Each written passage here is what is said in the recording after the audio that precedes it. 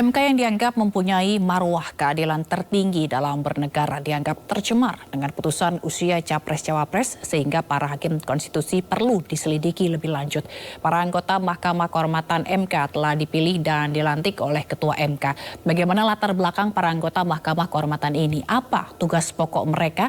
Dan bagaimana nanti hasil penyelidikan dari Hakim MK ini? Sudah hadir di tengah-tengah kami Marwarar Siahaan, Hakim MK 2003-2008, kemudian Ferry Amsari, pakar hukum tata negara, dan Yusuf Lakaseng, Ketua DPP Partai Perindo. Selamat malam Bapak-Bapak. Malam. Malam. Prof. Marwar, malam-malam. Mas Ferry. Malam.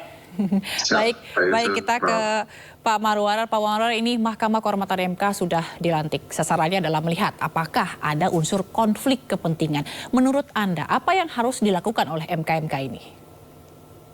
Ya, saya kira Majelis Kehormatan tentu akan memeriksa pelanggaran-pelanggaran yang dilaporkan itu, yang khususnya dia menyangkut pelanggaran kode etik, menyangkut pelanggaran sumpah jabatan, menyangkut pelanggaran tugas-tugas apakah hukum acara ada dilanggar dan lain sebagainya. Jadi sebenarnya kalau kita melihat ini untuk mencegah apa yang dikatakan Pak Mahfud tadi, saya juga melihat serangan pertama terhadap Majelis Kehormatan, ada keraguan terhadap integritas dari hakim MK. Mungkin ini menggoyahkan juga ini kondisi yang terjadi ini. Tetapi untuk bisa objektif, ada semacam apa yang dikatakan checklist. Kita akan memeriksa juga putusan hakim MK itu dengan metode yang disebutkan legal audit, untuk melihat adakah pelanggaran-pelanggaran yang betul dilakukan. Dan seandainya Majelis Kehormatan menguji laporan-laporan itu dengan melakukan legal audit dengan serangkaian checklist yang dikenal di dalam apa yang dikatakan kode perilaku hakim, kode etik dan perilaku itu, saya kira kekhawatiran Pak Mahfud itu tidak akan terjadi. Dan jangan kita mencoba supaya hakim MK ini tidak kolaps. Saya melihat sekarang substantially collapse karena kepercayaan itu hilang.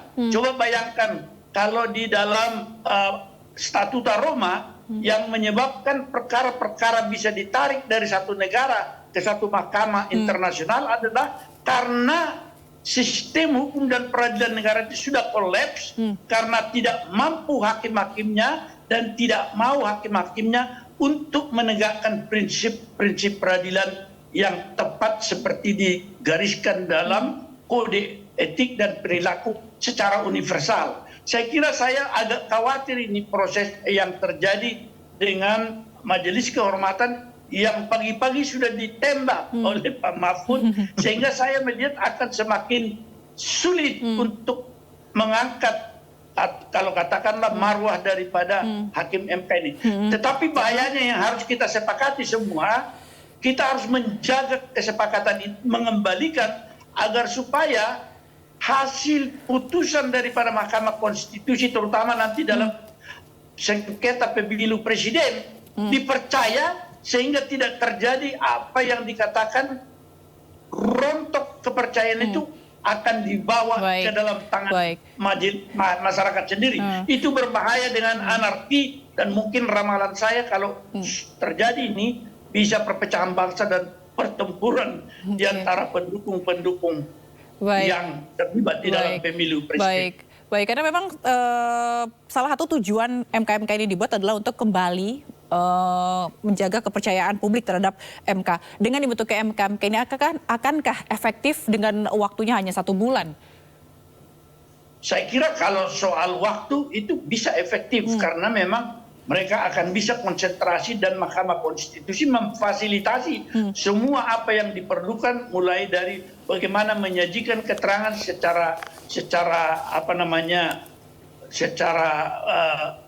online juga bisa disajikan, dan mereka bisa mampu melakukan itu, apalagi dengan pengalaman-pengalaman yang dimiliki misalnya Hakim Wahidudin, Pak Jimli maupun Pak Saragi itu. Saya kira bisa dilakukan 1 bulan. Baik, kita ke Pak Ferry. Pak Ferry, ini ada yang menarik. Jadi MK-MK ini baru saja dilantik, dan yang melantik adalah Ketua MK Anwar Usman yang justru dinilai telah melanggar kode etik. Gimana nih Pak Ferry? persis poin itu yang sebenarnya jadi permasalahan di publik. Kalau secara kecakapan personal ya, kemampuan ketatanegaraan, paham hukum, paham etika, tidak ada yang akan meragukan Prof. Jimli, Pak Bintan Saragih dan Pak Wahidudin Adams. Juga tidak akan ada keraguan di soal integritas personal. Mereka tidak punya catatan buruk di soal integritas. Keraguan publik adalah di konflik kepentingan.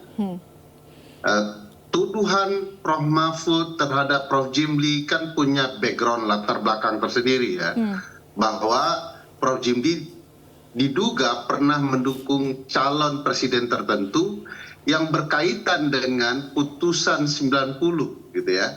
Karena putusan 90 itu membuka ruang bagi pencawapresan anak presiden yang kebetulan berkaitan dengan Pak Prabowo, dan kebetulan Prof. Jimli pernah mendukung beliau gitu ya.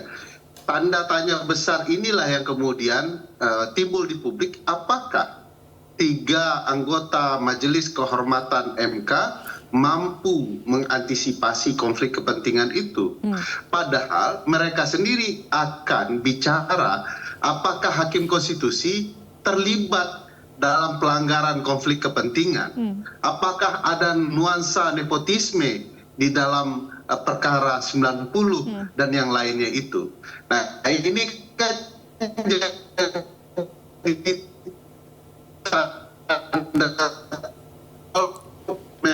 relatif yakin publik tidak meragukan personal yang terpilih bahwa MK dan bahkan dulu di Dewan Etik adalah diisi figur-figur orang yang punya kedekatan emosional dengan MK.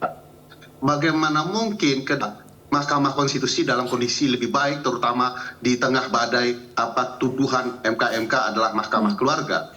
Jadi menurut saya ini perlu betul diperhatikan, dan tentu ini tantangan besar bagi Prof. Jimli, Pak Bintan Saragih dan Pak Wahidudin Adams ya, untuk menunjukkan kepada publik relasi konflik kepentingan itu bukanlah sesuatu yang bias bagi integritas dan kapasitas mereka gitu ya. Berarti sebenarnya apa yang harusnya dibuktikan oleh MK? Karena kalau kita lihat masyarakat saat ini benar-benar sudah punya trust issue begitu ya terhadap MK ini, terlebih dikaitkan dengan keluarga dan keputusannya yang dibuat oleh MK. Apa yang harus dilakukan oleh MK agar publik kembali percaya bahwa MK ini bisa menjaga marwahnya? Problematika ini betul-betul sederhana sebenarnya Mbak Zila, bahwa apakah nuansa nepotisme, konflik kepentingan itu betul-betul telah terjadi di persidangan beberapa waktu yang lalu. Misalnya kalau kita lihat bahwa Ketua MK adalah pamannya Gibran, pemohon ada punya korelasi dengan Gibran karena salah satu ketua partai adalah adiknya Gibran, lalu yang kemudian memenangkan perkara adalah fans beratnya Gibran menurut pemohonannya, dan termohon adalah pemerintahan yang merupakan pemerintahan ayahnya Gibran. Semua ada nuansa konflik kepentingan di dalam itu. Pertanyaan ini sebenarnya mudah sekali dijawab, apakah persidangan kemarin melanggar kode etik terutama soal konflik kepentingan. Bahkan lebih jauh kalau kita bicara Undang-Undang 2899, sebenarnya pemaknaan nepotisme sangat terang benderang di dalam pasal 1 angka 5 Undang-Undang 28 soal penyelenggara negara yang bersih dan bebas dari korupsi, kolusi, dan nepotisme. Katanya nepotisme itu adalah pemanfaatan jabatan untuk kepentingan keluarga dan kroninya. Ada tuduhan itu sedari awal bahwa ini perkara hanya untuk Mas Gibran yang merupakan keluarga dari salah satu orang hakim. Dan itu mudah dijawab sebenarnya ya. Ketika Mas Gibran terbukti dalam proses ini sudah terbukti relasi konflik kepentingan dalam perkara itu. Begitu ya.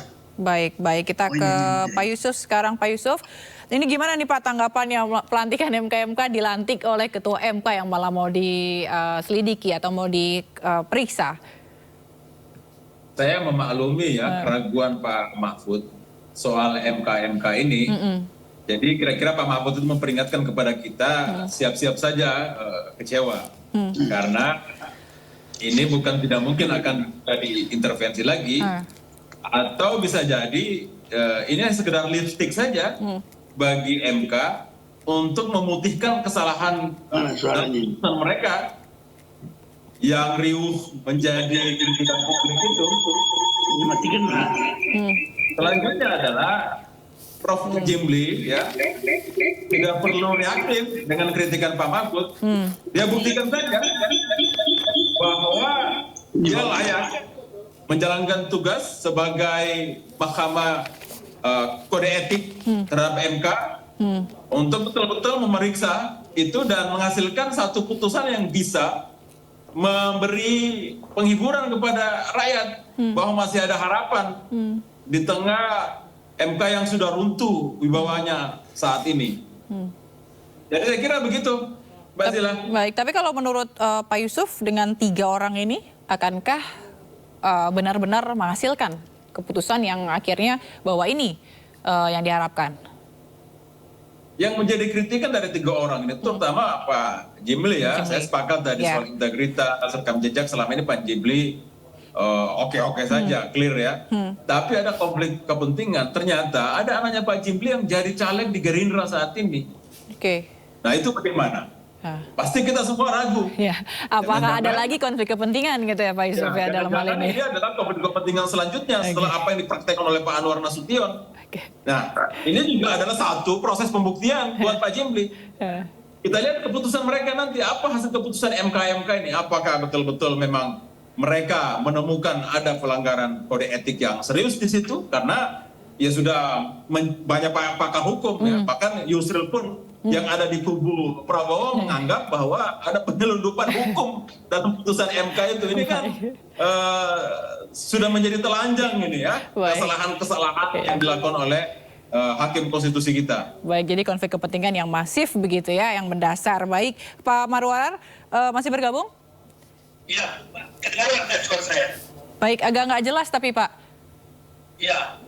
Pak Marwarar, ini kan tadi disampaikan juga oleh Prof. Mahfud sebelum dialog ini, juga tadi disampaikan oleh Pak Yusuf, dipertegas lagi bahwa akan ada konflik kepentingan begitu. Tapi bagaimana sebenarnya Hakim MK ini untuk menghindar atau terhindar dari intervensi dan konflik kepentingan? Sesulit itukah, Pak? Saya kira secara alamiah sebenarnya apa yang dikatakan konflik kepentingan itu apalagi di masyarakat timur seperti kita itu erat sekali. Tetapi saya ambil ukuran bahwa dari sisi apa yang dikatakan kemampuan hakim MK itu dalam seluruh aspek jaminan-jaminan untuk bisa independen dan imparsial itu, apakah itu dari jabatan? Mereka dijamin sebenarnya ini sampai 15 tahun atau sampai 70 tahun. Dari kehidupan, mereka dijamin dari gaji yang besar, apalagi sekarang itu setiap perkara yang diputus, dia memperoleh semacam bonus. Kemudian kita lihat dari fasilitas lain, apa yang dikatakan perumahan yang di apartemen itu, dan kemudian juga segala tetek bengek di dalam kehidupan keluarga itu dijamin di dalam kehidupan hakim konstitusi. Sebenarnya dari sisi ini akan bisa kokoh dibanding dengan hakim-hakim di tingkat lain yang kehidupannya tidak seperti ini. Apa yang dikatakan di dalam konvensi PBB itu safeguard, jaminan-jaminan diberikan untuk mereka. Oleh karena itu seluruhnya bisa kita lihat, kecuali kalau soal integritas kan akan menjadi suatu pertanyaan yang tidak hanya bisa dijamin dengan jaminan hidup dan jaminan jabatan. Itu memerlukan apa yang dikatakan oleh seorang hakim agung Amerika dulu. Tidak ada soal keadilan itu yang bisa dijamin dari seorang hakim kecuali kepribadiannya. Dengan integritas yang tinggi, dia mampu menegakkan dirinya sendiri untuk bisa tidak memihak, bisa mengambil keputusan-keputusan yang adil, dan ini yang kita harapkan sebenarnya. Saya melihat kalau dari sisi tadi 3 hakim MK ini saya mendapat suatu jaminan, tetapi ketika ada yang dikatakan konflik kepentingan seperti yang dikatakan Pak Yusuf, ini hal baru dari saya. Seandainya itu benar ada, bagaimanapun Pak Jimli harus mengundurkan diri kalau itu menjadi suatu hambatan. Kecuali dia bisa memberikan jaminan bahwa itu tidak menjadi hambatan bagi Pak Jimli untuk independen, imparsial, tidak memihak dan lain sebagainya. Itu saya kira itu ya harus diberikannya satu penjelasan kepada masyarakat. Oke, berarti harus adanya jaminan dari ketiga anggota MK-MK ini untuk bagaimana nantinya bekerja secara profesional dan jujur serta transparan begitu ya. Lalu Pak Marwarar, jika nanti misalnya MK-MK mendapati akhirnya ada penyalahgunaan jabatan nih atau konflik kepentingan, apa dampaknya pada putusan MK terkait syarat capres dan cawapres yang telah diputuskan kemarin?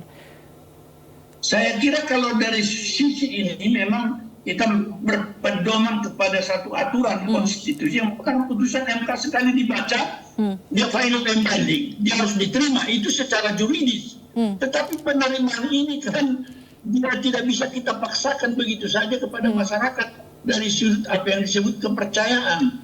Kalau kita lihat dulu, apakah ada penyimpangan dari putusan itu cacat?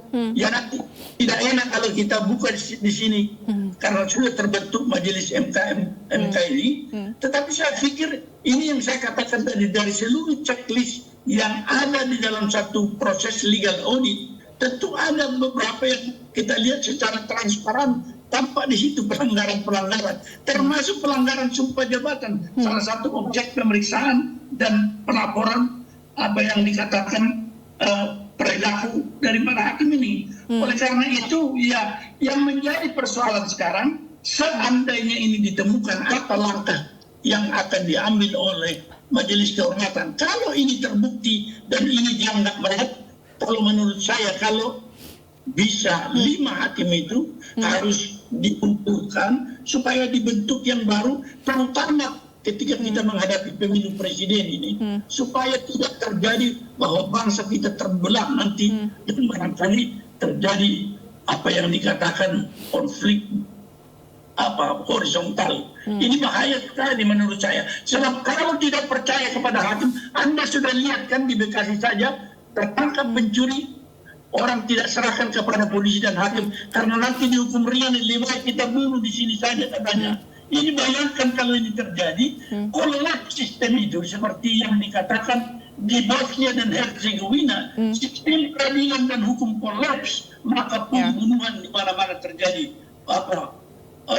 genosida dan lain sebagainya. Dan sudah tidak ada artinya. Itu, jadi kita harus berani mengambil langkah yang sedikit ekstrim, terutama sekali pada hakim konstitusi ini. Jangan bertahan kepada apa yang dikatakan seperti Pak Anwar. Saya tidak melanggar kode etik. Kode etik sama sekali.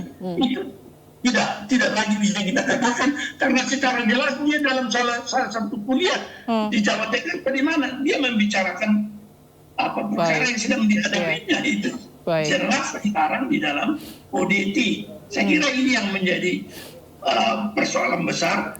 Majelis hakim yang 5 yang memutus ini, saya kira harus merenung, saya kira. Baik, Pak Ferry, untuk menanggapi hal ini seperti apa? Tapi jangan dijawab dulu karena nanti kita akan kembali usai jeda berikut ini. Tetaplah bersama kami. Pemirsa, Anda kembali menyaksikan Sindo Prime dan kami masih bersama dengan Marwarar Siaan, Hakim MK periode 2003 hingga 2008, Ferry Amsari, pakar hukum tata negara, dan juga Yusuf Lakaseng, Ketua DPP Partai Perindo. Dan kami akan melanjutkan pembahasan ini mengenai anggota MK-MK yang baru saja dilantik oleh Ketua MK. Kita ke Pak Ferry. Pak Ferry, tadi kalau Pak Marwarar sebelumnya menyatakan bahwa ini dalam kondisi yang kemungkinan akan cukup parah begitu ya, permasalahannya menyangkut konflik kepentingan ini. Apakah saat ini sulit untuk mengembalikan kepercayaan terhadap MK dan membuat MK mempunyai marwah tertinggi dalam bernegara ini? Ya, memang ada salah Prof. Maru juga dengan teman-teman generasi pertama ya. Karena generasi pertama itu marwahnya itu luar biasa. Trust publik kepada MK itu tinggi sekali. Luar biasa putusan-putusannya. Bahkan kalau kita tidak senang, kita betul-betul menghormati putusan-putusan itu. Jadi itu bagi saya, kalau dihitung generasi-generasi hakim, itu generasi pertama dengan tingkat kepercayaan publik tertinggi, gitu ya. Sehingga kalau dibaca lebih lanjut, generasi saat ini merupakan titik nadir ketidakpercayaan publik. Jauh sekali ya, bumi dan langit perbedaan ke tingkat kepercayaan publik kepada generasi pertama dan yang saat ini. Nah ini jadi problematika juga bagi kita semua, bagaimana mengembalikan trust dan marwah peradilan konstitusional ini seperti generasi pertama itu. Karena figur-figurnya juga berbeda ya, figur-figurnya betul-betul punya kapasitas dan putusannya itu diperdebatkan luar biasa sebenarnya dalam aspek keilmuan dan menjadi contoh bagaimana sebenarnya putusan yang baik itu. Nah, saya agak merasa berat ya dengan kondisi hakim konstitusi yang ada saat ini kalau disandingkan memang komposisi ini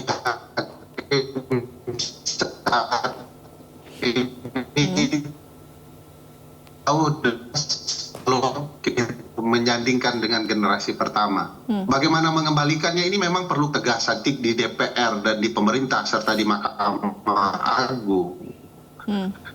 Betul-betul akan rela ya untuk membenahi di itu demokrasi. Nah, sejauh ini yang DPR dan di eksekutif lalu di Mahkamah Agung belum punya kesiapan untuk mengembalikan marwah peradilan konstitusional ini. Baik dari sikap di parlemen maupun di eksekutif serta di Mahkamah Agung. Padahal ada satu penelitian penting dari Tom Ginsberg ya yang mengatakan bahwa peradilan itu memang harus lepas dari 3 masalah. Pertama, lepas dari institusi lembaga negara lain, lepas dari kepentingan partai politik, dan kemudian juga tidak terikat dengan kekuasaan peradilan lainnya. Di 3 aspek itu ternyata Mahkamah Konstitusi terkunci. Dan memang generasi pertama beruntung, Mbak Zila, bahwa mereka itu awal dan dianggap sebagai peradilan mungkin tidak terlalu penting dari aspek politik sehingga diisi oleh orang-orang baik semua begitu ya. Karena itu sebabnya di generasi kedua mulailah masuk teman-teman partai politik yang menurut saya kalau mau menjadikan MK itu sebagai wasit yang adil mestinya dihindari, disepakati tidak boleh diisi teman-teman partai politik. Nah, tantangan beratnya ya itu mengembalikan kualitas MK jika kemudian MK ini adalah pilihan baru untuk mencapai marwah yang baik seperti yang di awal, menurut saya ya jauhkan dulu konflik kepentingan di MK sebelum memeriksa konflik kepentingan yang ada di Hakim Konstitusi. Bayangkan ketiga-tiganya punya korelasi kepentingan. Pak Wahidudin bagaimanapun adalah Hakim Konstitusi, dia akan memeriksa teman satu mejanya sendiri, hakim di bench yang sama begitu ya. Yang kedua, Pak Bintan Saragi adalah figur yang juga dikenal sebagai Dewan Etik dulunya, dan mau tidak mau dia ini juga dipilih oleh rapat permusyawaratan hakim. Dan Prof. Jimli adalah figur yang dianggap memang sangat dekat dengan Mahkamah Konstitusi. Baik, tapi kalau misalnya tadi kan sebelumnya Pak Ferry juga menyebutkan ya bahwa adanya konflik kepentingan ini kaitannya ada orang-orang yang berhubungan gitu ya dalam posisi masing-masing gitu. Memang sebenarnya seperti apa sih kalau misalnya Hakim Konstitusi misalnya menikahi keluarga pejabat atau keluarga presiden, harusnya mundur atau seperti apa? Ya, jadi begini sederhananya ya. Kalau kita lihat MK itu paling sering menguji undang-undang. Pertanyaan besar sederhananya, undang-undang itu logo siapa yang dicantumkan? Persis logonya bukan logo DPR, tapi logo Presiden Republik Indonesia, kakak iparnya sendiri. Nah, dalam proses pembentukan itu sangat dominan. Kalau di DPR hanya di 4 tahapan dari 5 tahapan pembentukan undang-undang, pemerintah itu ke-5 tahapannya terlibat. Jadi bayangkan kalau kita uji undang-undang sudah ada motif ya, bahwa pemerintah bagaimanapun ingin mempertahankan undang-undang yang mereka buat. Sementara hakimnya adalah adik ipar dari kepala pemerintahan kita. Jadi relasi kepentingannya akan sangat banyak. Kalau ada yang mengatakan kalau ada konflik kepentingan maka hakim tersebut diwajibkan untuk mundur dalam perkara yang berkaitan dengan konflik kepentingan itu. Nah, masalahnya pengujian undang-undang itu semua ada korelasinya dengan presiden. Masa ketua MK akan mundur tiap proses begitu ya? Ya, tapi harusnya Dalam mundur perkara gitu kan ya. Tapi harusnya mundur kan Pak Ferry? Bagi saya beliau ini sudah harus mundur menjadi hakim konstitusi, tidak sekedar mundur dari majelis hakim yang menangani perkara. Baik. Kalau misalnya nanti terbukti ada penyalahgunaan jabatan dalam kasus ini, bagaimana nanti? Ini kan keputusan MK kan final dan mengikat gitu ya. Kalau misalnya nanti terbukti nih, misalnya ada penyalahgunaan jabatan, nanti keputusan MK akan seperti apa? Apakah akan disidangkan lagi atau seperti apa? Nah, ini pendapat orang yang baru belajar. Guru saya Prof. Maru mungkin bisa membenahi pendapat ini nantinya. Saya berpendapat kan putusan MK itu menurut pasal 24C dan Undang-Undang Dasar 1945 dan pasal 10 Undang-Undang MK final and binding. Bagaimana kalau terjadi kesalahan dan kealpaan yang semua orang mengetahuinya? Maka menurut saya digunakan strategi, ini strateginya ya. Bahwa perkara yang sama objeknya boleh diuji kembali di Mahkamah Konstitusi karena dua alasan. Satu, menggunakan batu uji atau pasal-pasal konstitusional yang berbeda dengan permohonan sebelumnya yang menjadi masalah. Yang kedua, kalau kemudian ada alasan berbeda, MK menemukan keputusan MK itu bisa menjadi alasan berbeda untuk menguji kembali pasal 169 huruf Q Undang-Undang Pemilu agar diperhatikan oleh majelis hakimnya penuh dengan pelanggaran kode etik. Mudah-mudahan putusan itu akan memperbaiki keadaan. Tapi kalau terjadi perbaikan keadaan, putusan saya tidak terbayang keributan politiknya akan seperti apa. Seorang anak presiden yang sudah diberi karpet terbang untuk bisa jumping menjadi calon, ternyata ada putusan yang membatalkan kesempatan itu. Itu rendahnya saya tidak terbayang ya, apakah Pak Yusuf siap menghadapi keributan itu. Ini perlu betul dipertimbangkan baik-baik oleh teman-teman partai politik. Tetapi pelanggaran kode etik ini tidak bisa dibiarkan. Baik Pak Marwar, berarti tidak bisa diubah lagi dan objeknya tidak bisa diuji lagi. Tapi kali ini fokus kepada tindak penyalahgunaan kepada personnya si hakim sendiri gitu ya? Ya, saya kira memang sudah demikian adanya. Tetapi memang kalau kita perhatikan, barangkali tadi Pak Ferry menyinggung Tom Ginsburg, kalau di dalam apa yang dilakukan Ginsburg dalam studinya, sebenarnya tidak semua putusan MK itu meskipun sudah mengikat dikatakan dan kekuatan, tidak semua dilaksanakan. Banyak putusan MK di Indonesia juga tidak dilaksanakan, terutama menyangkut DPD misalnya dan beberapa yang lain. Tetapi masalahnya ini agak sensitif kan, kalau kita anggap juga bahwa peraturan KPU nanti kalau dibuat untuk melaksanakan ini, peraturan KPU juga dibawa bisa ke depan Mahkamah Agung untuk diuji dari sisi peraturan di bawah undang-undang.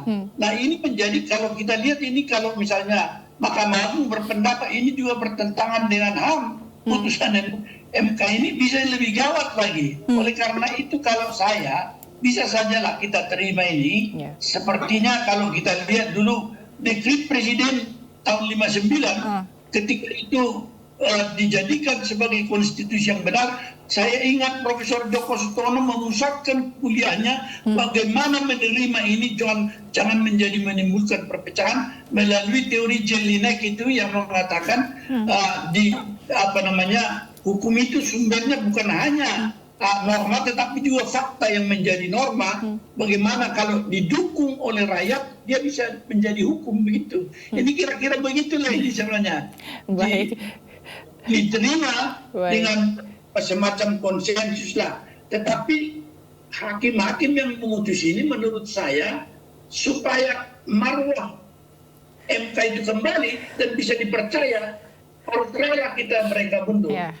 Di sini saya kira yang menjadi penting ini, apa yang dikatakan sumpah jabatan sebagai kontrak konstitusi harus dipatuhi betul, tetap termasuk di masa lalu ketika hakim MK satu orang dipecat tanpa suatu due proses dan kemudian diangkat seorang hakim konstitusi tanpa juga suatu proses terbuka dan hanya ditanya mau jadi hakim konstitusi, itu sudah turun di sana. Pelanggaran sumpah jabatan terjadi dari DPR dan juga termasuk presiden dan hakim yang diangkat itu harus menjunjung tinggi konstitusi, tapi ternyata tidak dilakukan. Baik. Bagaimana kita bisa melihat dari sisi apa yang dikatakan kepatuhan terhadap konstitusi, justru pejabat-pejabat teras yang tidak patuh. Ini juga menjadi unsur yang menyebabkan MK ini sampai kepada kondisi yang amburadul seperti sekarang. Baik, ini sayang saya kira sekali. ini yang bisa saya katakan. Baik, sayang sekali gitu ya, karena ini harusnya menjadi contoh bagi generasi-generasi muda yang mendatang untuk menjadi hakim MK nantinya seperti apa. Kita ke Pak Yusuf. Pak Yusuf, nanti misalnya jika hasilnya tidak sesuai yang diharapkan atau tidak seperti yang diharapkan, apa yang akan dilakukan oleh koalisi? Ini memang situasi yang sangat berbahaya ya. MK ini semacam membuka ruang untuk membuat pemilu ini rusuh. Ya, bayangkan coba, ini kan dalam kasus MK ini, lembaga yang jelas-jelas tidak di bawah eksekutif, ini menjadi alat dari eksekutif, gitu, menjadi alat politik dari istana. Logika saya adalah ini untuk menjadi kontestasi pilpres saja sudah melabrak hukum, sudah main curang. Bagaimana nanti saat pemenangan pilpres? Pasti pasangan yang sedang diperjuangkan untuk lolos jadi peserta ini akan dimenangkan. Wong MK saja tidak dibawa eksekutif bisa dibeginikan, bagaimana institusi negara lain yang memang dibawa eksekutif, polisi misalnya, tentara misalnya, badan intelijen misalnya, apakah memang mereka ada jaminan tuh nggak dipakai sebagai alat pemenangan? Nah, kalau kemudian tercium kecurangannya, alat-alat negara itu, kekuasaan istana itu berfungsi memenangkan satu kandidat, lalu pemilunya dianggap curang, diajukan lagi ke MK, lalu MK-nya adalah hakim yang sekarang ini, apa bisa dipercaya? Bisa dibayangkan krisis pemilu akan terjadi, hasil pemilu akan delegitimate. Ini memang tidak bisa dibayangkan ya. Jadi memang untuk memperbaiki ini paling tidak ya tadi itu kerja dari MK itu untuk harus tidak bisa tidak. Keputusannya itu kira-kira untuk memuaskan publik yang sudah sangat kecewa ini dan untuk mengangkat kembali harkat martabat MK yang kira-kira pilarnya sudah roboh ini adalah ya ini Anwar Usman memang harus diberhentikan ini dari hakim MK. Sebenarnya dulu ketika dia menikah dengan adiknya Pak Jokowi, salah satu maharnya itu adalah harus mundur dari hakim MK. Karena itulah pengorbanan dia untuk mendapatkan adiknya Pak Jokowi. Ya, Betul itu maharnya. Iya, itu maharnya. Biar MK terselamatkan. Baik. Tapi Pak Yusuf optimis nggak dengan nanti keputusan MK ini? Ya gimana kita sudah ragu dengan konflik kepentingan kan? Ya tapi ya di sisi lain juga momen ini bisa menjadi pembuktian terutama Prof. Jimli ya untuk membuktikan bahwa mau anak saya caleg di Gerindra integritas saya tidak tergerus dengan itu. Tapi saya sempat nonton tuh memang agak susah memang setelah putusan MK ini saya nonton tuh cuplikan omongan Pak Jimli. Omongannya adalah keputusan MK itu sudah betul hanya datang di waktu yang tidak tepat. Nah kan itu kita curiga lagi. Sudah bisa dibayangkan apa keputusan MK ini akan jadi bisnis aja. Jadi ini memang sandiwaranya ini betul-betul sinetron tidak bermutu ya disajikan kepada kita. Luar biasa betul. Menghina nih kepada menghina semua kecerdasan kita ya. Seakan-akan kita bodoh semua. Jadi ini betul-betul tidak ada keteladanan sama sekali. Ambruk semuanya. Berarti ini Prof. Tanah ambruk, pemilu ambruk. Mau jadi apa Republik ini ya? Baik. Ini kalau dibilang netizen katanya di negara dagelan gitu ya karena terlalu banyak komedinya gitu ya. Baik tanggapannya Pak Marwarar terkait hal ini, tanggapan terakhirnya?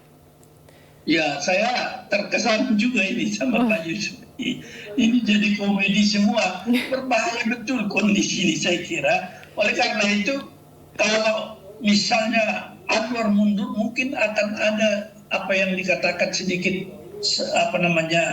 shock terapinya lah, bahwa kita akan boleh menata MK itu lagi. Tetapi mungkin juga jangan hanya dibatasi pada kedua ini. Jikalau terdapat bukti-bukti yang mengatakan apa yang dikatakan pelanggaran-pelanggaran ini, termasuk tadi pelanggaran hukum acara. Saya mencium ada di sini tuh di dalam pertimbangan akhir daripada putusan mayoritas itu tampak jelas betul pasal 60 mereka langkahi betul itu, dan itu pasti merupakan pelanggaran hukum acara. Jadi banyak yang akan kita lihat di sini pelanggaran-pelanggaran itu, tetapi juga dari sisi konsistensi kepada sumpah jabatan menjunjung tinggi konstitusi, itu juga merupakan salah satu di antara checklist yang harus sebenarnya Majelis Kehormatan MK itu akan menyusunnya dan boleh menguji mereka satu demi satu,